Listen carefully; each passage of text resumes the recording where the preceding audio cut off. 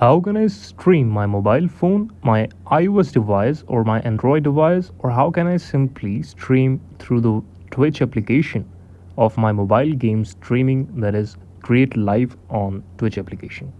So let's start this video without any further delay. What you need to do is open the Twitch app on your phone here on your device. You can do it on your PC, but I'm showing you in this video for mobile steps, so just focus on this. As you can see on the screen, there is a lot of option here, but whenever you will see on the right top of screen, there is option that is creator mode, that is your creating list. Here you can edit the stream information, you can see all of the details about this thing. But how to stream your mobile phone?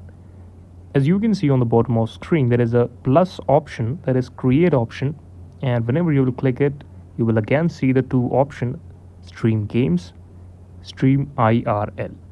You can simply click on stream IRL, enable your microphone, enable your camera connection, and go live and stream your mobile phone. This is the video. Thank you so much for watching it.